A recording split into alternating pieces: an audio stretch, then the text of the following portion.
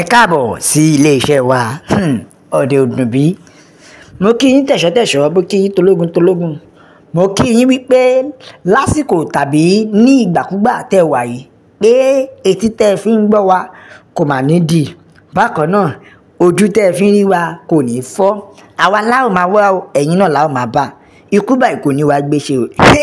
Ẹ̀yin ọmọ Yorùbá, gbogbo àwọn ọmọ Yorùbá, ẹ jẹ́ ká máa dúpẹ́ o. Ṣó tún ti ṣẹlẹ̀ báyìí o, ẹ jẹ́ ká máa dúpẹ́ o. Ẹ wá gbọ́ bí ìròyìn yàjóyàjó yìí ṣe lọ. A dúpẹ́ o, orí olóyè Sunday Adéyẹmọ Ìgbòho Òòṣà. Wọ́n ní orí olóyè Sunday Adéyẹmọ Ìgbòho Òòṣà ti mú gbogbo àwọn tí wọ́n ṣe òfin o wípé now ó ti di ọ̀bọ gbọ́gbọ́ bọ̀pẹ́. A dúpẹ́ o, orí olóyè Sunday Adéyẹmọ ti mú wọn o, ọ̀bọ ń gbọ̀bọ̀ gànpẹ́. Àwọn wo ni orí olóyè Sunday Adéyẹmọ mú?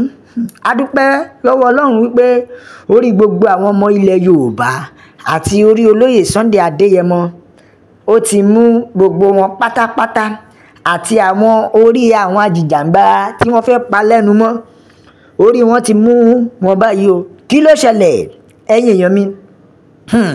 Nínú ìjà mà ti bẹ́ sílẹ̀ o.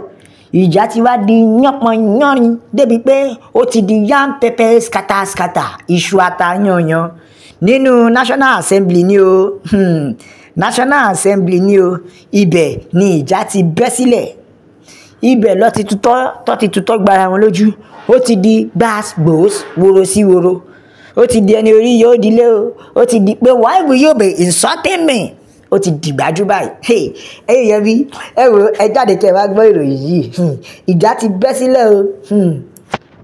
Ẹ̀ṣẹ́ àti àbàrà, ìgbájú àti ìgbámú ni ó ti di gbàs-gbòs.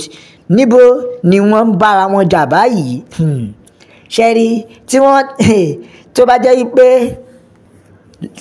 pé tí wọ́n ti propose tí wọ́n ti ṣe propose yìí, tí wọ́n sì ti ṣe tí wọ́n ti propose tí wọ́n lè ti ṣe pé kí ẹnikẹ́ni kan kò gbọ́dọ̀ sọ̀rọ̀, pé kò gbọ́dọ̀ dùn pé ó ń dìde fún ìjàǹgbara àwọn ènìyàn, tí wọ́n ti ṣe propose yìí lásán tọ́lẹ̀ ti ní pé kọ́kọ́ pàṣẹ bíìlì yẹn ni o. Bí ó ṣe di ìjà láàrin àwọn Senate nìyẹn o, ìyẹn bó ṣe dìjà nínú House of Assembly nìyẹn o.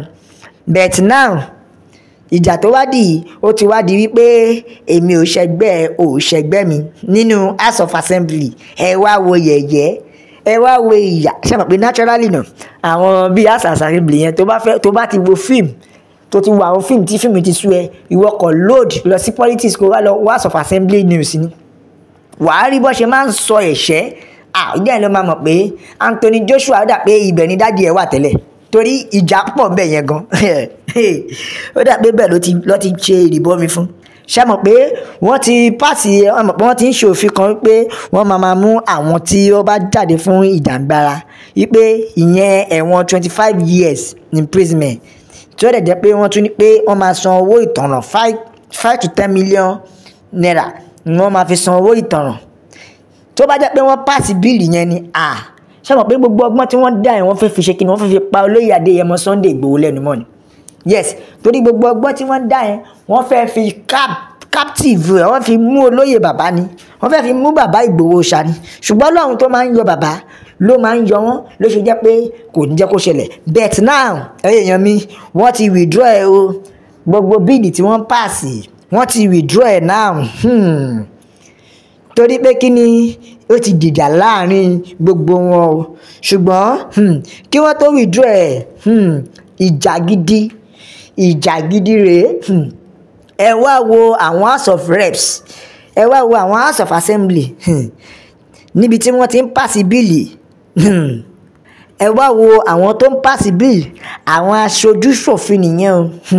Ẹ wá wo bí wọ́n ṣe ń bára wọn jà, tí wọ́n ṣe ń sọ fúnra wọn lójú pálí. Ṣí àlòkù tó ti gbé, èmi kọ́ ni mo sọ o, ìròyìn ló gbé jáde.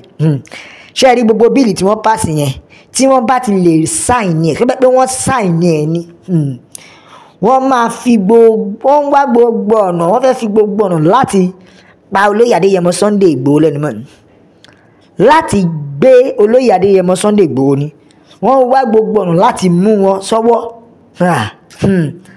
Àbí lẹ́yìn tí wọ́n ti mú Nnamdi Kanu ìyẹn fún àwọn Biafra, náà olóyè Adéyẹmọ Sunday Ìgbòho wọ́n ti rí pé ọ̀run ò ká bàbá, wọ́n wá tún wá ọ̀nà míì àti Professor Banji Akintoye.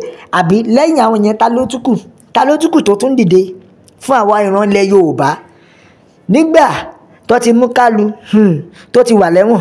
Kò sẹ́ni tó tún kù mọ́ gẹ́gẹ́ bí adarí fún Yorùbá Nation. Tẹ́ ṣe mọ̀ pé olóyè Adéyẹmọ Sunday Ìgbòho àti Professor Banji Akintoye ni wọ́n gbìyànjú láti fẹ́ pa lẹ́nu mọ́, ni wọ́n gbìyànjú láti fẹ́ fi ọ̀nà àrékérekè yìí wọ́n fẹ́ fi mú wọn mọ́lẹ̀ ní o.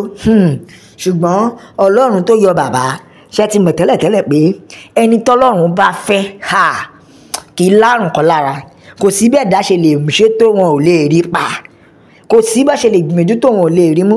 Òun lọ̀rọ̀ olóyè Sunday Adéyẹmọ yìí o. Yes na, nítorí pé wọ́n ti mọ̀ wípé àwa fẹ́ kúrò, oníkálukú fẹ́ lọ lọ́tọ̀ọ̀tọ̀, wípé torí ẹ̀ lọ ṣe wá fẹ́ pa wá lẹ́nu mọ́, nítorí pé àwa fẹ́ yapa kúrò nínú Nàìjíríà. Àwa ò ṣe Nàìjíríà mọ́, àwa fẹ́ dá dúró, la fi sọ pé Yorùbá Nation wa la fẹ́. Nítorí pé wọ́n ti mọ̀ pé tá a bá ti lè dìde, tá a gba Yorùbá Nation, oníkálukú ti lọ nìyẹn. Now torí ẹ̀ lọ́ ṣe wá ń gbẹ́ gbogbo ọ̀nà àlùmọ̀kọ́rẹ́ láti fi lè rí pé àwọn dé wọn mọ́lẹ̀, lọ́ ṣe fẹ́ pàṣì bíìlì yẹn, lọ́ ṣe fẹ́ ṣe òfin yẹn. Bí a dúpẹ́ fọ́lọ́run tí ò jẹ́ kí ṣẹlẹ̀ bẹ́ẹ̀ ṣẹlẹ̀. Àti pé self-determination is not a crime in Nigeria now. It is our right. Lórílẹ̀‐èdè yìí ẹ̀tọ́ wa ni. Self-determination is not a crime. A sọ ẹ̀dùn ọkàn wa ni, a sọ nǹkan tá a fẹ́ ṣe ní, a sọ nǹkan tá a fẹ́ ni, pé òmìnira wa la fẹ́. So we talk what we want. Ẹ wá rí bí wọ́n ṣe kọ síbẹ̀ sí. Wọ́n ní breaking news o, Nigeria House of Reps Speaker Abbas bow to pressure withdraw controversies counters over a bill.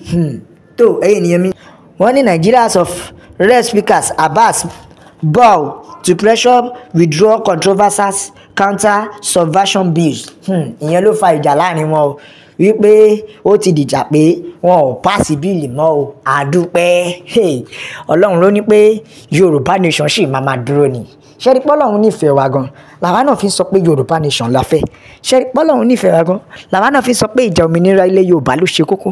Ṣẹ́rí pọ́lọ́run nífẹ̀ẹ́ wa gan, la fi ń sọ wípé kẹ́ jẹ́ ká pawọ́pọ̀ ká dìde fún òmìnira ilẹ̀ Yorùbá. Nítorí wípé òmìnira ilẹ̀ Yorùbá òun ló jẹ wá lógún.